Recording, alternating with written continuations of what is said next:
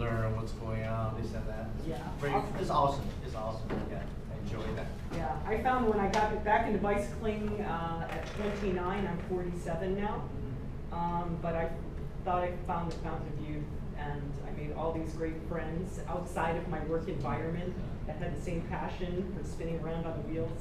And really, bicycling is not only transportation, but it's really fitness, but it's social. So we're trying to do something social because that's why we do it too. Yeah. But we have to do it on the road, so that's always a challenge. So thank you. Hi, my name is David. I live in Arcadia, and I want to take this class because I was hit by a car before. So I want to learn some basic skill to try to avoid that happening again. How were you hit? Well, like someone turned in front of you? somebody made a turn and it was going straight and just hit it. So I fell on my bike. Was it a right-hand turn or a left-hand turn? Right hand turn. Okay. Yeah. So luckily I'm still alive, so Yes. I just want to learn. Thank you, yes. Alright, hi everyone, my name is Jonathan. I'm from the San Gabriel area, and I like to ride because, like Dorothy said here, when you get on a bike when you're young, you just fall in love with it. I've been cycling for a couple of years now, and I cycle for recreation in addition to improve myself for the future. Thank you. So we have our photographer in front. He's busy. So we'll talk later. Hello, everybody in the back. Do you want to explain for the group who you are? Or you guys know? I'm Brandon. We're the public safety department here in Temple City, and multiple of us like to do it recreationally, and we're also starting the bike patrol program here. So same thing, safety, learning safety to help out. Awesome. Thanks, everybody. Okay, I think just, oh, you're part of the group. Yeah. So that's everybody, right? Anybody else want to explain or say anything else? And then Andrew is here by San Gabriel Valley, and he'll tell us at the end, right, some more information. Okay, let's get to the nuts and bolts of why you're here in bad condition. So you don't want to put yourself there. The other thing is, I think that's a driveway. If you're riding too far to the right, especially in a business area, you have cars coming out. So you don't want to be so far to the right that you're making yourself vulnerable for car interactions. And obviously, everybody's got different ages of roads. So Orange County, you guys actually have bike lanes and newer roads. Other people who live perhaps in Highland Park or, other areas have kind of corroded roads. So you really don't want to ride too far to the right. And if it suddenly comes and you're looking ahead, when you ride your bike, you should look ahead and you see a big hole in the road. Remember, don't go, oh, there's a hole in the road, I'm going to put myself in traffic. Always look behind you. Okay, and sidewalks, they're not looking for you. Okay, so again, I can't stress enough, you want to be in the rightmost lane in the destination you're heading. So if you're turning right, I break the lane into thirds. So theoretically, I'm in the right third, but I'm always still mindful that if I feel a car coming and I don't want to get cut off, that I'll try and own the lane. But theoretically, you're in the right third, so that traffic can still move forward. Center third to go straight through. And if it's single lane, I usually move into the left third of the single lane. Or, obviously, if there's a lane turning left, then you should move into the left lane. Wide lanes, again, this is a very social sport, this vehicle of bicycle. So if you're in a crowded situation, you should not be riding next to each other. It is legal to ride 2x2, but I'm always playing the game of single file when I'm socializing with my friends and finding a place to ride 2x2. And then there's also times when we're riding together where there's not enough room for the car, and I think it's a great opportunity to ride 2x2 when it's not safe, when there's not enough room for the car and the bicycle. let's all ride together, become a more compact group so we can move forward, and then when it's safe for the car to be there, then we kind of formulate back into a single line in a group. And those are good skills. So as you can see, there's plenty of room for the bicyclist, and there's plenty of room for the car. And these two ladies are talking about their day at work, and everyone can exist. Okay, so we're going to practice scanning, and we're also going to practice changing lanes. So when you guys are actually out on the road, you need to plan ahead. I know I'm going to turn left on Main Street, right? So you need, especially as a bicyclist, because you can't just push on the accelerator and go the same speed as the car, you need to make sure to plan ahead so that you give yourself ample time to move across the lanes of traffic. So again, you're going to look behind you first, scan when it's finally time to move over, then signal, and then scan again before you make the move. If it's a busy street, that's where now you want to try and make eye contact. So, you know, you're looking back and it looks, I'm not going to be able to get across. Now, okay, and then if you see the car let you come in front of them, that's eye contact, thank you. And then you can move over. And when you're making your lane changes, so now you're here, the car's saying, yeah, you go ahead, then get in front, now I need to move over. You need to then basically make your change, you know, sort of one lane at a time, and moving from right to left, look back again, move into the next lane, and then move over again. So you need to kind of do that process, but let's say you're on a 3-lane road, and the cars are going to be zooming 45, 55 miles an hour, and you need to move into the left, and you're clear, then I would shoot across the lanes knowing nobody's there, and then just get yourself to the left as quickly as possible, just for your own safety. Can I ask you a question? Yes. I'm 215, but I'm no match against 4,000 pounds. Yeah. But this goes against everything that almost I believe, that Yeah. to go across and get into the left-hand lane. I Yeah. want to avoid cars. Yes. And I value my life, and I'm Yes. thinking, I'm going to stay at the crosswalk and just go across like a pedestrian. Yes, you can do that too. And yeah, I mean, to me, that seems to be the safest way. Yes. In Santa Monica, for example, that's a very good point. In Santa Monica, for example, I was trying to move across the lanes and it was just congested. I was like, I can't move across those lanes, or I thought about it too late, and I'm not going to put myself in a safety thing. So you have to follow your own safety bubble, right? I find like the more I do this class, the more I think that my skills that I've learned from cyclocross and everything, I put into full effect when I'm on the roads. That means I'm a skilled rider, and I still have to put my skilled rider mode into full effect. So for a newer rider, if you're not comfortable doing that, you shouldn't do it. So I totally agree with you. It's the reality that with practice you'll get confidence, but if you're newer, or for me in Santa Monica, then I would ride across the street and then pull over when it's safe, get onto the sidewalk. When you get off your bike, you can actually become a pedestrian. The beauty of bicycling is you can morph into a pedestrian.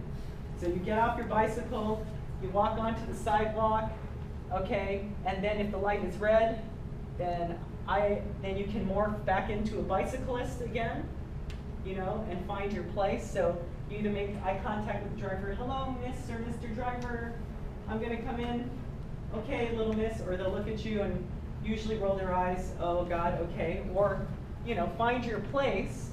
And then for me, a lot of times I'll let the cars go, and then I'll jump in when it's clear, and then move across. So get across the road and morph, or you can stop and walk your bicycle. You're not supposed to ride your bicycle in the crosswalk. Morph into a pedestrian, and then come back into it. So you do have to follow your own, you know, safety bubble, but for the most part it works. The more comfortable you are with the bicyclist. And all the years that I commuted into Hollywood, I would park at Griffith Park because they had the nice security people, you know, hey, Miss Wong, hi, okay, I'm leaving my car here, all right, have a good day. And then I would find, you'd be amazed that most cars stay on the busy streets. You can find these lovely side streets that are just 1 or 2 off that don't have that congestion. And so I found the most beautiful routes are the roads that have a lot of stop signs and stop lights because cars want to go. So they're going to stay on those speedless where they can go 45 miles an hour, right, and get through. And I can ride on Willoughby or whatever, just a couple streets down, and look at the roses on the house and be there with just 1 or 2 cars passing me by. So I think the thing that's kept me safe for the most part is not challenging, is doing what you're doing, feeling safe. And for me, feeling safe is being on the quieter streets for my commuting routes. And that's why that little transportation app can help, because in the end, when building infrastructure, oh, Dorothy takes Willoughby. Wow, look at that. You know, maybe that's the street that should be the bicycle route, you know. And San Francisco's like that too.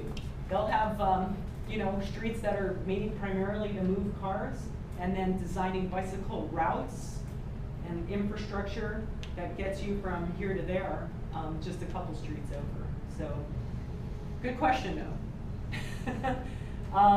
So again, make sure you have to take extra time with all of your signaling and scanning, but you're really looking at about 100 feet before you reach the intersection to start making your move over. If you're in the left lane too soon, that can be an uncomfortable situation too, where cars are now stuck behind you and you're like, ah! And if you ever get stuck, you know, from switching from one lane to the other, you can kind of ride that center line and then move over. So don't panic.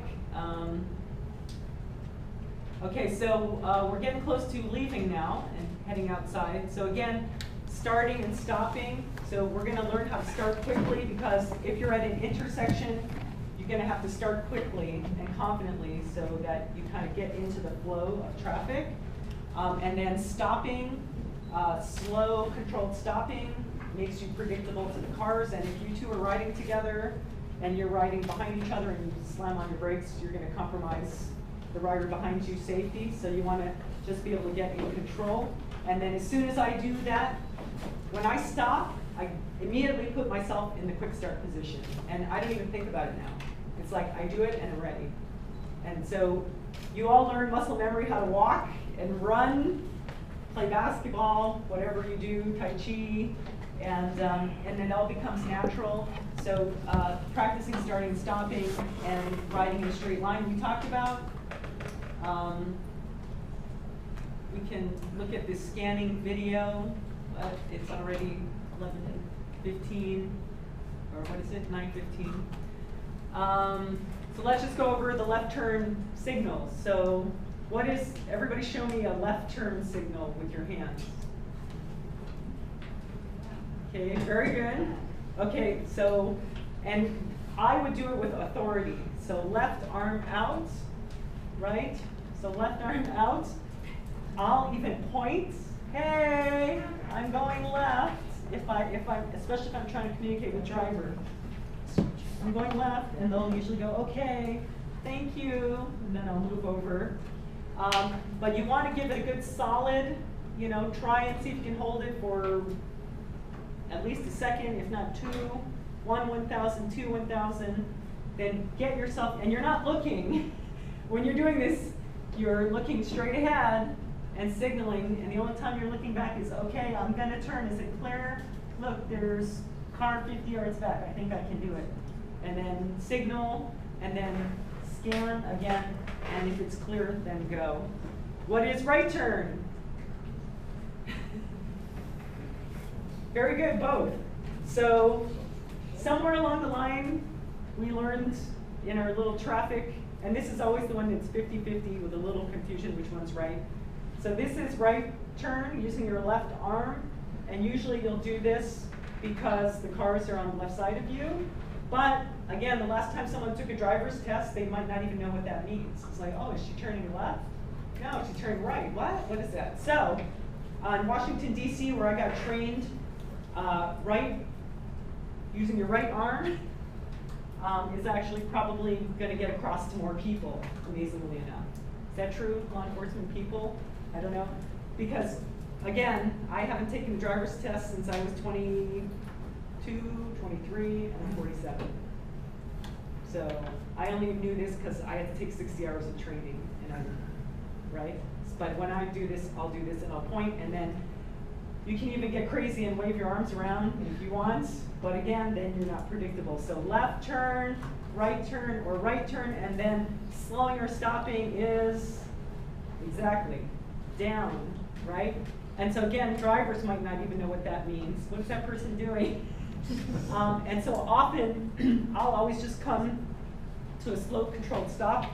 Every tire has a little PSI rating, and you need to get, if you have a good floor pump, it usually have a little gauge, and you want to really get your tires into that range of PSI. But you probably need another 20 pounds, I'd say, in yours. You'll see. Okay? And then I'll spin my wheel around because there's this thing called debris that's often in the road. And you can get glass stuck, so I'll just inspect my tire and see if there's any glass or anything stuck in my tires before I go out. And then you can even spin your wheel, and if your wheel is wobbling around, you need to assess getting it repaired at a bike shop, or if it's really bad, then it'll be rubbing against your brakes. And ultimately, depending how bad the wobble is, you might have to get a new, sometimes you can't fix the wheel, but usually it just needs to get true. Okay, so air, inspect your bike. Then next thing, the most important thing are your brakes, right? So you want to inspect your brakes. Your brakes, when you press them, should be even. So if one brake is in and one brake is out, that can compromise your balance of braking.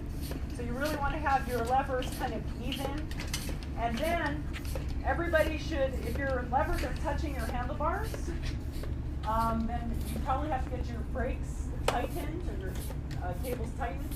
So ideally speaking, I have disc brakes, so mine are not really in the total mode there, but you should be able to fit your thumb in between your brake lever and the handlebars.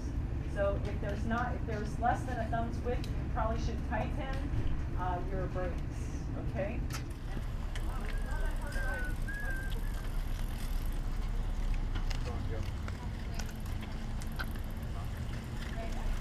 Okay, everyone feel kind of good? Get a good minor warm up, one more lap, and then we'll stop. So as soon as you guys are done, let's just stop by the orange pylons. Those are called delineators. So if you want to find some shade, maybe you guys can stay here in the shade. Green! Slow stop there, okay? You're lining up, the light is red. I have a Dayhan too. Good. Get yourself in your power position so your pedal could be a little higher. Go! So see how hard it was to start? Make sure you guys are in the 1 o'clock position with your pedal. So I usually just line it up to my frame. Then I can push off. You ready? Green! And then come to a slow stop. Green over there. Ready? Green. So you'll just stop behind that guy probably. Good. Excellent. Turn your wheel slightly away from you. Ready? Green. Awesome. Perfect. Yeah. Woohoo! Okay, did everyone do that? Okay, so that's something you want to practice at home. We also want to try and ride in lines. So it's either called single file, where we're all riding in a line. And it's a single file, that's one line. So we shouldn't be meandering all over the road like that. We should be riding in a line. Or you can ride 2 by 2, which is 2 lines. So it's 2 next to each other, but it's also 2 lines forward. So the more we're organized in some form of a formation, the more predictable we're going to be for the cars, and the less dangerous we're going to become. So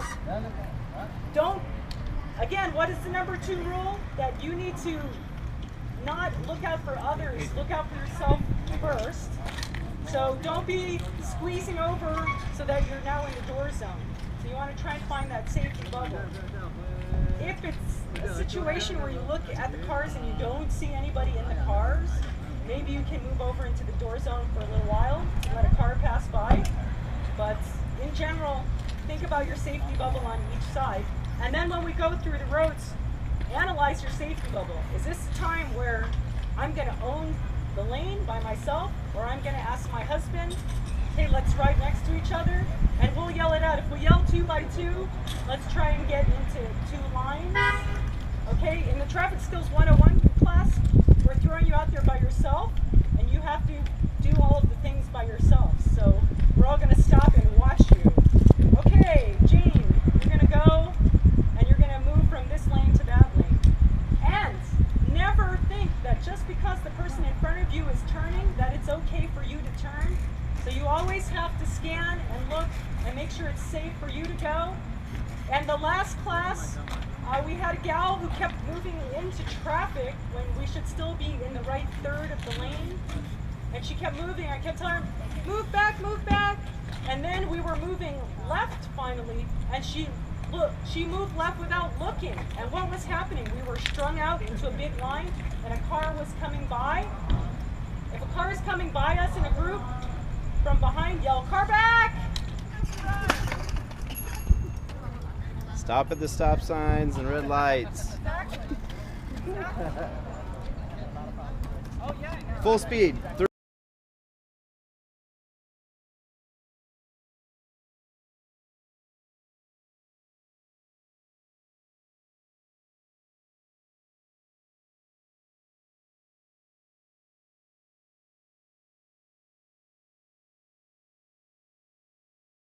Which are bike lanes that are divided from traffic. So there's like a little median divider with flowers and trees, and research has shown that when you put bike lanes into cities, into areas, business goes up, and people are more active, more willing to walk around and shop than just driving through the city. Like Las Tunas, Rosen Boulevard, those are major arterials. People just drive through the city without stopping. But when you bike, you see everything. You see a business you want to visit, so you walk in. So I think the research was it showed that when you have cycling lanes, business in the area goes up 300%. So that's very attractive for cities and developing bike plans. So that's what we do. And we also do a monthly bike ride. It's the last Sunday of every month, and it's on the San Diego River Trail and the Rio Hondo River Trail. So it's separated from traffic. We go at a moderate pace. We don't leave anyone behind. It's 16 miles. What we just did was 1.5 about. And so it's very easy. We stop along the way, and we have water, we have food, and sometimes we have free barbecue. And last time we had almost 200. Yeah, last time we had 200 pounds of meat donated. And we couldn't get enough people to just dig in. So I want to invite you guys to come out to one of our barbecues or any of our rides and just have fun with us. And it's free. You just have to show up with the bike. And usually we have a bike mechanic there too, and he can fix up your bike for free. So I have flyers right here if you want more info. So it'll be a link. Is the congregation thing? Next one. No, it's over. Oh, congregation's over. But that was good. Yeah. Darn. That was good. Next year. Okay, so the one thing that I didn't cover as I was sitting here reflecting, because there always is so much to talk about, is the quick stop. And that will, if you can take an 8-hour class, that's a good thing to learn. But generally speaking, you want to press 2 brakes when you stop quickly. If you have to jam on your brakes for any reason, again, a car, a dog, a kid, a soccer ball, you name it, there's going to be some reason that you have to stop quickly. So generally speaking, you want to just push your weight back. So if you see something happening, you push your weight back and you hit your brakes at the same time, okay? So that's just something that you have to practice. I could probably ride around the room and show you right now, but it's just pushing your weight back and hitting them at the same time. So all you have to do is practice. Brake really hard. What happens if you press too much front brake? Boom, boom. If you only press your back brake, skid out. If you go really fast and you press your brake, usually the front brake will take precedence and you're going to get pushed forward a little bit. So just push your weight back. So I always practice when I ride sliding back and forth on my saddle. And just that movement of sliding a little bit further back, like if I'm doing a long ride and I want to do a century, and I've used up all my glycogen, my muscular endurance is poo-pooed, I just start pedaling further back and I use my glutes. The beauty of bicycling is you can use your whole body if you want to. You can stand up and pull on your bike. You can sit nice and have a nice cadence. But so you're using all your muscles, but your biggest muscle is your booty. So when all else fails and everything gets exhausted, push your booty back and pedal from there. So it's always good to just get comfortable with all those positions. So practice the quick stop, that's important. And again, if you want to take another one of these classes, you can take another one. We have another one in an hour. But again, I would encourage you, there are free classes right now. As bicycling is becoming this revolution, so is bicycling education. So I'm a piloteer of it amongst other instructors with a first ever program, and it can only get better. So cycling clubs will have seminars. I don't know, what is it? Oh, that means that we get to use your pretty face for the promo. Like the pictures we took of you, then that says you're allowing us to. You can put need to know, bicycle safety, need to know. I'll fill that in. So for me, this is my first foray at bicycling education, even though I've been teaching people how to do cyclocross. On and off the bike, on and off the bike. Thank you. When you go to San Gabriel, be careful. It's not Temple City. There's a lot of potholes. Yes. Okay. Thank you. It's been fun going to all the different cities too. Okay, so as soon as you turn in your survey, Andrew, we're going to give a survey because it has your name on it. Then we can hand out some fun little prizes. So Yes, give me all the forms. So we have to save some for the San Gabriel group. Okay, so we're going to give away.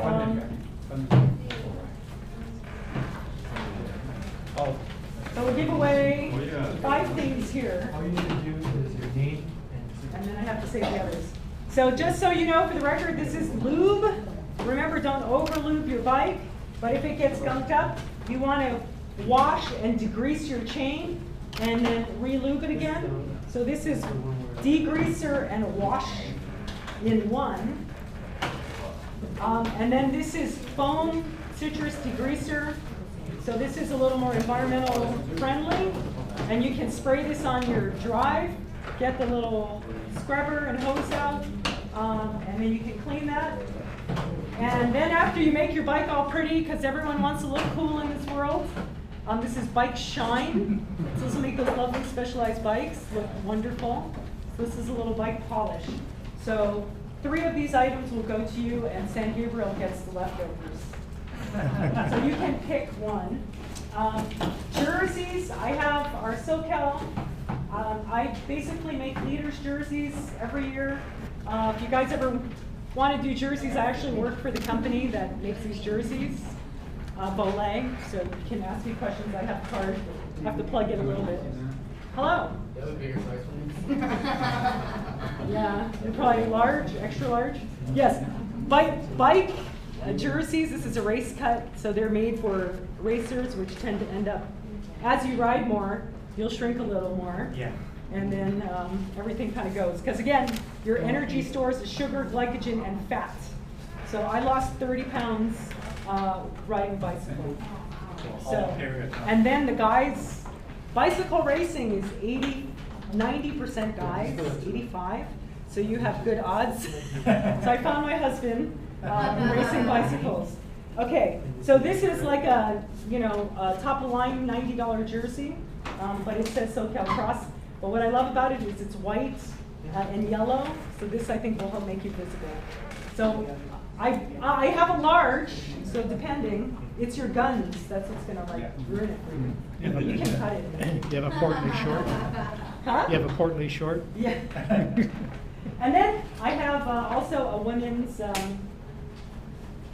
women's medium sort of tank top style, which can work out nicely because for the most part it's hot here. And global warming means there's going to be up to 30 more hotter days a year. So we want to ride our bicycles to reduce our environmental impact. What a great thing the bicycle is, right? Yeah. Okay, so with that said. Is that everybody's waiver? It looks like this. Okay. Okay, so Andrew's going to pick. Or am I going to pick? Andrew's going to pick. He's shuffling. All right, Andrew's in charge.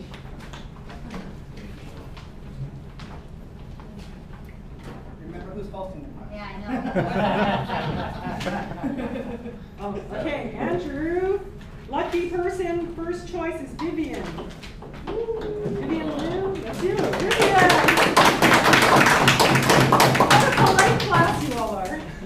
Okay, so Vivian, I do have, I have medium, that's the smallest size. If you want a jersey, otherwise we have also the women's jersey. Yes. So I think that would work if you want a sleeveless. Okay. Okay, try that one. You're tall. Vivian's tall. Just like her up on the basketball. Turn this way, Vivian. Yeah. There we go. Good, thank you. Okay, thank you, Vivian. Okay, next. Can probably shut this off. Quack. Quack. Yes, hello. Okay, so we can give away one more jersey here, and then I have to save the rest for the other people. So we have medium jersey, probably. Okay, sorry, I got to save the rest of the jerseys for the other city. How's that? Probably no one will want the jersey.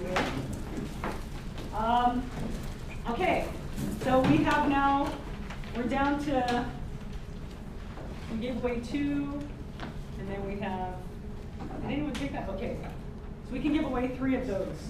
Desiree.